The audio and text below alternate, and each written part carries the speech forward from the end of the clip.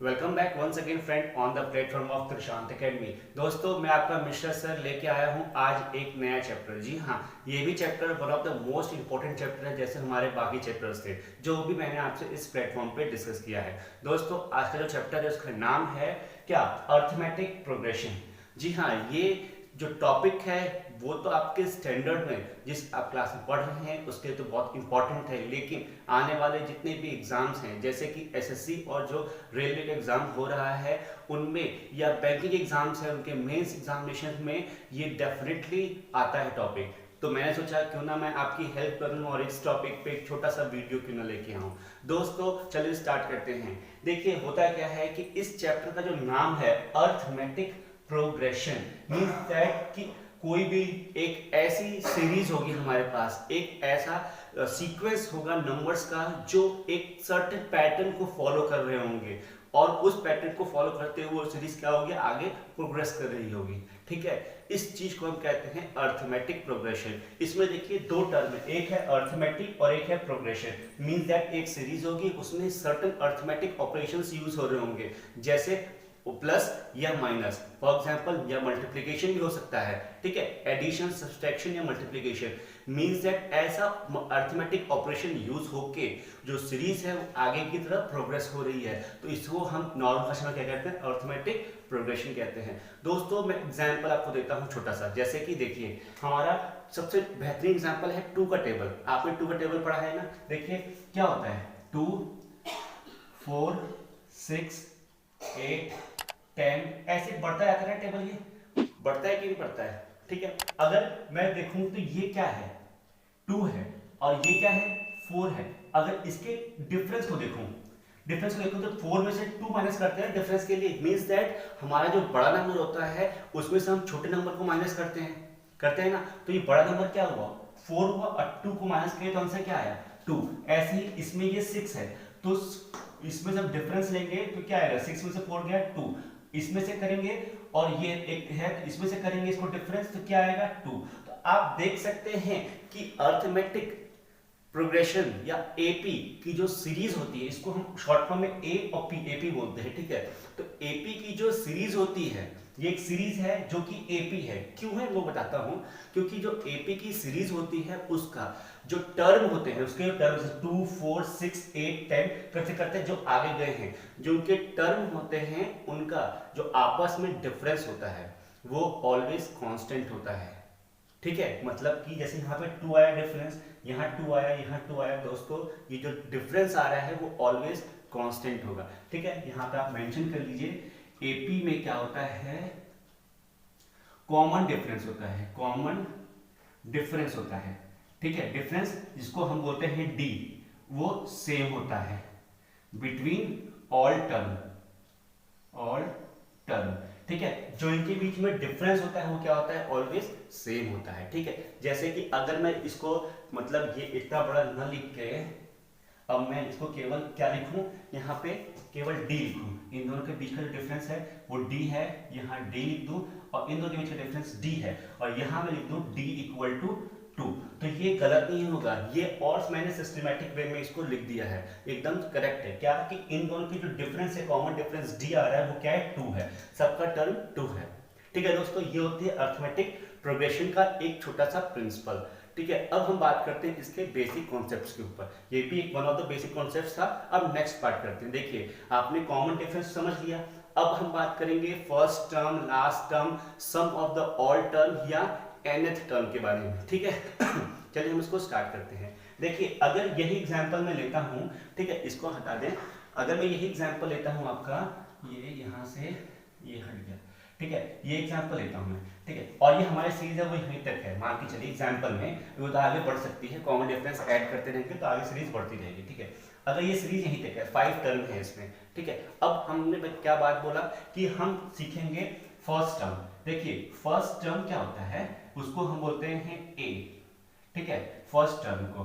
ठीक है, और लास्ट टर्म को बोलेंगे हम ए एन, और n जो है, वेयर n जो है नंबर ऑफ टर्म है।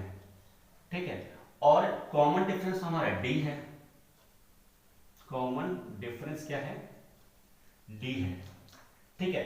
और लास्ट टर्म दोस्तों ए एन को हटा के चलिए और आपको सिंप्लीफाइड वर्ड में मैं एल लिख देता हूं, ठीक है। दोस्तों देखिए हम तीन टर्म में मेजर जो टर्म है वो फर्स्ट टर्म है, लास्ट टर्म है और कॉमन डिफरेंस है, इन्हीं से डील करेंगे, ठीक है। अब देखिए होता क्या है कि हमारे पास कितनी टर्म है, 1 2 3 4 और 5 है। अगर दोस्तों देखिए अब मैं बात करने जा रहा हूं आपसे कुछ ऐसी स्पेसिफिक चीजें, आप ध्यान से देखिए। देखिए इसमें क्या है, जो हमारा फर्स्ट टर्म है मतलब ए वो क्या है 2 है, और लास्ट टर्म क्या है एल वो क्या है 10 है, और कॉमन डिफरेंस हमें क्या आया था डी जो क्या आया था हमारा 2। अब दोस्तों होता क्या है कि इसमें हम तीन चीज निकालते हैं, या तो हम निकालेंगे कि ऐसा कौन सा टर्म होगा, मतलब हम nth टर्म निकालते हैं, हमें नहीं पता, जैसे हमने 5 टर्म लिख दिए 1 2 3 4 5 टर्म लिख दिए। अगर मैं आपसे पूछूं कि दोस्तों बताइए इसका क्या बोलते हैं 10th टर्म क्या होगा, इस सीरीज का 10th टर्म क्या होगा, आने वाले 10th नंबर पे कौन सा नंबर होगा, मतलब आने वाले 10th सीक्वेंस पे आने वाले 10th जो टर्म होगा वो क्या होगा। तो उसका दोस्तों एक बेहतरीन फॉर्मूला है, क्या वो है दोस्तों a n equal to a plus 2 n minus 1 d।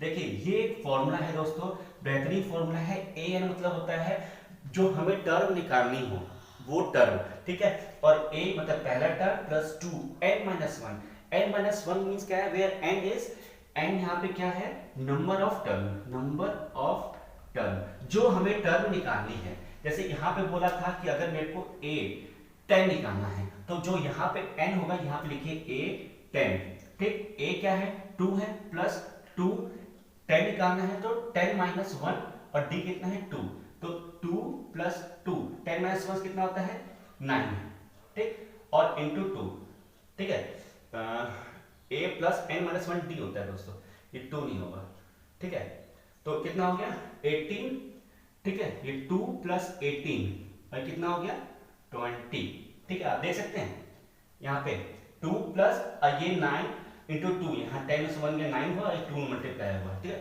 तो d ये हो गया। आप देख सकते हैं कि हमने इजीली कैसे इस फॉर्मूले का यूज करते हुए हमने टेंथ टर्म कैलकुलेट कर ली है, ठीक है। a n equal to a plus n minus 1 d, ये होता है nth टर्म को कैलकुलेट करना, जिसमें हम फर्स्ट टर्म यूज करते हैं, नंबर ऑफ टर्म जो हमें निकालना है वो, और कॉमन डिफरेंस की सहायता से ये टर्म निकालते हैं।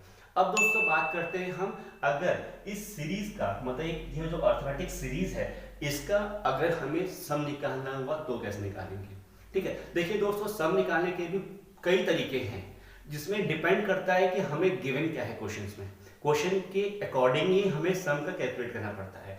किसी भी सम में चाहे तो वो दे रखेगा फर्स्ट टर्म और लास्ट टर्म, या वो दे रखेगा केवल सीक्वेंस दे रखेगा, ठीक है, तो हमें डिपेंड करता है कि क्वेश्चन में क्या गिवन है उसके अकॉर्डिंग हमें सम निकालना होता है, ठीक है। चलिए अब देखते हैं सम कैसे कैलकुलेट करते हैं।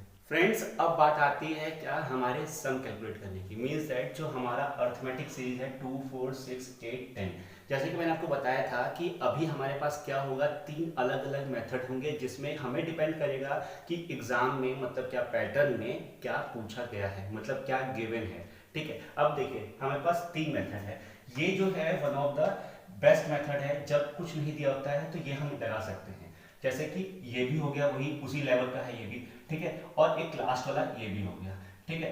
अब देखिए हमारे पास 3 अलग अलग मेथड है, देखिए इसमें क्या है s equal to n by 2 a प्लस l, जो a है वो फर्स्ट टर्म है हमारा, जो l है वो लास्ट टर्म है, ठीक है, ये सिंपल फॉर्मूला है।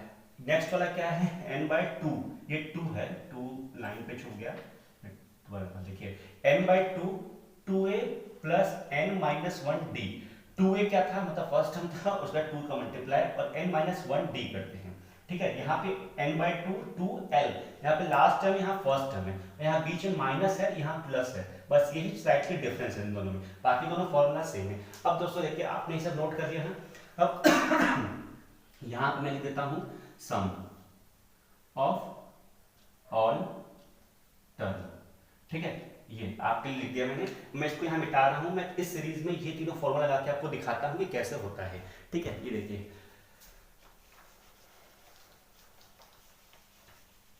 दोस्तों, देखिए सबसे पहले क्या है हमारा फर्स्ट फॉर्मूला हम यूज करते हैं s 1 2 3 4 5 टर्म है तो हम लिखेंगे s 5 और n by 2 means that 5 by 2 लिखेंगे, मल्टीप्लाई करेंगे, ठीक है। First term plus last term means 2 plus 10, तो कितना हुआ 12।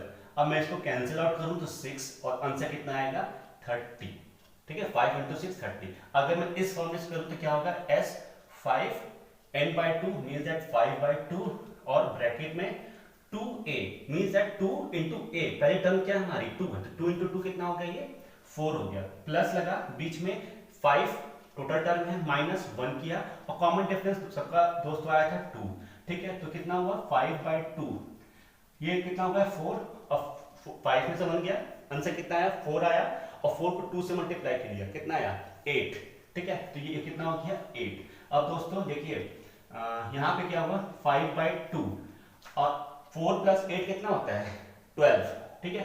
तो 12 यहाँ फिर काटा, फिर 6 आया, तो आंसर कितना आया 30। देख सकते हैं आप यहाँ भी 30 यहाँ भी 30। अब देखिए लास्ट वाला फॉर्मूला जो है वो भी क्या है s 5 है, फिफ्थ टर्म का सम निकालना है, n by 2 means 5 by 2 repeat हो रहा है, ठीक है। और ये फर्स्ट टर्म इनटू l लिखा है तो लास्ट टर्म लेंगे हम, ठीक है। तो 10 ले लिया, माइनस करना है, 5 में से 1 गया और d तो 2 है, ठीक है। तो 5 बाई 2 2 प्लस 10 20 माइनस 4 और ये 8 कितना हो गया 4 और इंटू 2 8 हुआ। अब देखिए क्या हुआ ये 20 में से 8 गया, कितने आए हमारे पास, यहाँ मैं लिख देता हूँ 5 बाई 2, 20 में से 8 गया कितना है 12, फिर से वही चीज आई 6 और हमारा कितना आ गया 30। दोस्तों आप देख सकते हो कि तीनों मेथड में मतलब first formula, second formula, third formula सब में क्या आंसर हमारा सेम आया है। मींस दैट अलग अलग सिचुएशन पे जो अलग अलग डिमांड होगी क्वेश्चन की उसके अकॉर्डिंग हम सम का फॉर्मूला लगाएंगे। यहाँ तक दोस्तों था आपका जितने भी हम फॉर्मूले का यूज करते हैं और कितने भी कॉन्सेप्ट हैं वो ये हैं। दोस्तों इसमें एक खास बात और है, इसको आप नोट डाउन कर लीजिए। तो आपको एक चीज बताता हूँ, एक क्लिक कर लीजिए, ठीक है। अब देखिए मैं आपको खास चीज क्या बता रहा हूँ कि इसको मैं यहाँ मिटा देता हूँ, ये वाला। दोस्तों ये एक चीज इसमें खास बात ये है कि ये बोलता है अर्थमेटिक सीरीज, अर्थमेटिक प्रोग्रेशन की जो सीरीज है वो ये बताती है कि यदि हमें जो भी सीक्वेंस दिया हुआ है 2 4 6 8 10 हमें ये सीक्वेंस दिया हुआ है, ये बोलता है कि यदि हम हर एक टर्म में मींस दैट 2 में 4 में 6 में हर एक टर्म में एक पर्टिकुलर नंबर ऐड करें और वो नंबर जो टर्म में ऐड कर रहे हैं वो सारे नंबर में सेम नंबर ऐड करें या सेम नंबर मल्टीप्लाई करें या सेम नंबर डिवाइड करें या सेम नंबर को एडिशन करें, means that addition, subtraction, multiplication और डिवीजन, अगर हम यही ऑपरेशन हर एक डिजिट में कर रहे हैं और एक ही नंबर से कर रहे हैं तो जो रिजल्ट आएगा हमारा वो क्या होगा सेम होगा। मीन्स दैट जो रिजल्ट आएगा वो हमारा वो भी अर्थमेटिक प्रोग्रेशन में ही वो सीरीज आएगी। मीन्स दैट अगर मैंने 2 में 1 ऐड किया तो 3 बन गया, ये क्या बन गया 5 बन गया, ये 7, ये 9 और ये 11, तो जो 3 5 7 9 11 ये भी क्या होगी हमारे अर्थमेटिक प्रोग्रेशन होगी। अगर मैं माइनस करूं तो भी वो अर्थमेटिक प्रोग्रेशन रहेगी, मल्टीप्लाई और डिवीजन भी वो भी वही रहेगी। दोस्तों ये एक छोटा सा फैक्ट था, ठीक है। अब बात आती है एक लास्ट टर्म है इसका क्या अर्थमेटिक मीन। दोस्तों अर्थमेटिक मीन क्या होता है, देखिए यहाँ पे AM लिखता हूँ उसको अर्थमेटिक मीन। उसका फॉर्मूला क्या है first term plus last term divided by 2। देखिए अर्थमेटिक मीन का क्या है कि फर्स्ट टर्म क्या है हमारा 2 है और लास्ट टर्म क्या है 10 है, अपॉन 2 कर दिया, means that 12 upon 2 that is 6, तो हमारा बीच वाला टर्म आ गया। दोस्तों यही होता है अर्थमेटिक प्रोग्रेशन का कि हमें एकदम सेंटर वाली वैल्यू पता चल जाती है अर्थमेटिक मीन से। दोस्तों अगर ये नंबर ऑफ टर्म ऑड है, अगर नंबर ऑफ टर्म ऑड है तो हमें सेंट्रिक वैल्यू पता चलेगी, अगर नंबर ऑफ टर्म इवन है तो हमें क्या होगा ऐसे दो टर्म के बीच में मींस दैट पॉइंट्स में वैल्यू पता चलती है, ठीक है। ये इसका कोई मैटर नहीं करता है कि ऑड है कि इवन है, बस हमें इसको फॉर्मूला जानना पड़ता है कि अर्थमेटिक मीन होता क्या है, ठीक है। दोस्तों अर्थमेटिक का जो प्रोग्रेशन चैप्टर है वो डिक्टो सेम है लिटिल बिट ज्योमेट्रिक प्रोग्रेशन से, ठीक है। तो मैं नेक्स्ट चैप्टर आपके लिए जब लाऊंगा वो लाऊंगा ज्योमेट्रिक प्रोग्रेशन, ताकि आपका जो सीक्वेंस बना रहे अर्थमेटिक प्रोग्रेशन के बाद ज्योमेट्रिक प्रोग्रेशन, फिर हम लाएंगे हार्मोनिक प्रोग्रेशन, ठीक है। दोस्तों आज के लिए बस इतना ही, आप मेहनत कीजिए और इस चैप्टर पे जितने क्वेश्चन हो सके उतने कीजिए। कुछ भी डाउट आता है तो प्लीज कमेंट सेक्शन में जरूर मेंशन कीजिए, ठीक है। दोस्तों आज के लिए टेक केयर।